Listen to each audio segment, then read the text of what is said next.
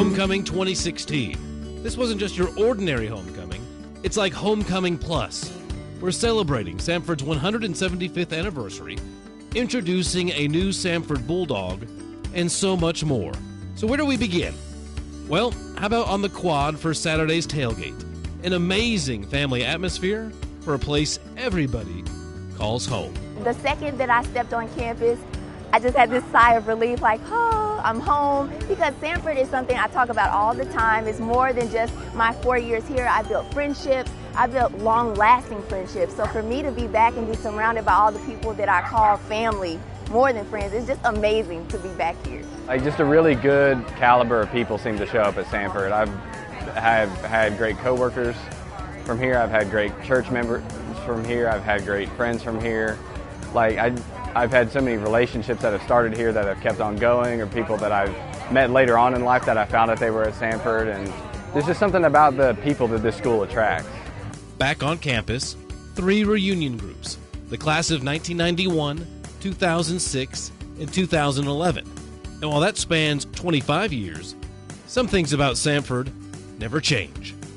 I really feel like I had a connection to so many people that were here. And even though I haven't seen them in 25 years, I see them and I know them now.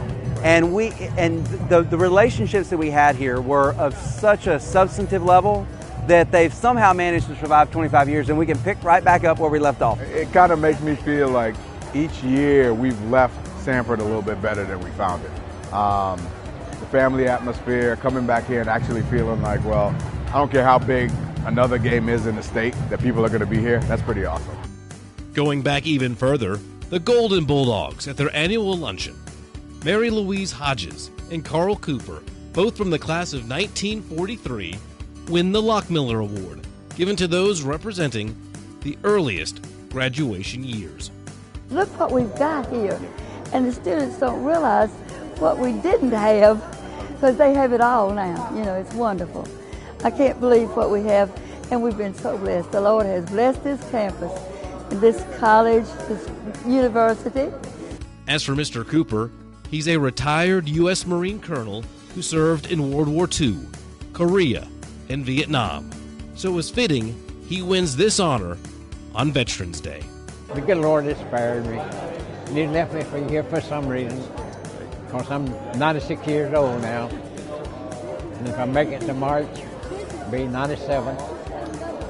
And that's just thankful that I can serve my country because I love it. Speaking of honors, it was a wonderful ceremony for Samford's Journalism and Mass Communication Department, as they honored Bulldog alum and longtime employee Bill Nunnally as this year's Wall of Fame inductee.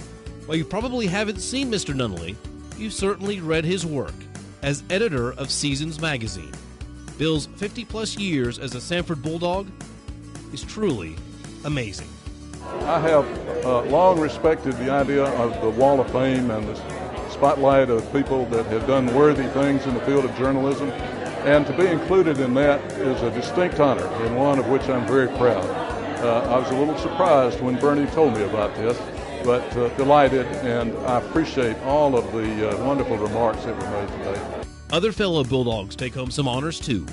Alumni honorees were recognized at the 175th Anniversary Ball, 2 with inaugural Humanitarian of the Year awards.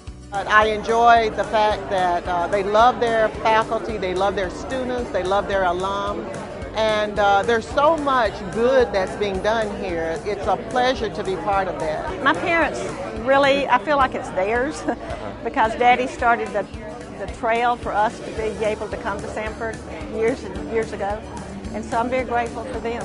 They're the ones who started it. And speaking of the anniversary ball, it was a night to remember. It was standing room only in the beautifully decorated and transformed Pete Hanna Center, with just enough wiggle room to dance the night away. We also made some time to crown this year's homecoming queen and king. It feels amazing to be crowned homecoming king. It's definitely a pleasure and an honor. This is immaculate. That's the best word I can explain this. You have all these pretty things going on, the confetti is going around, 175th anniversary, birthday party, it's crazy. I am so excited to be named homecoming exciting, especially because it's the 175th anniversary for Samford. When I found out I was in top 5, I didn't respond to the email from Paige for about 2 hours because I thought it was a mistake.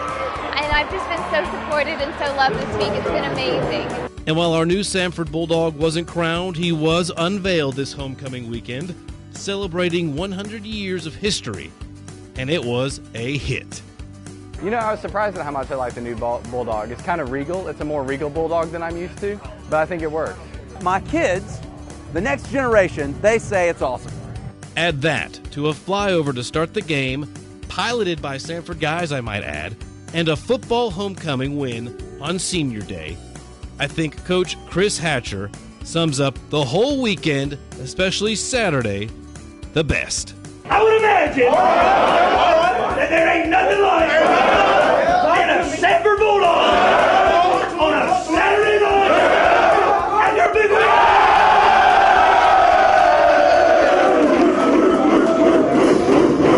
For Samford University, I'm Brad Radisi.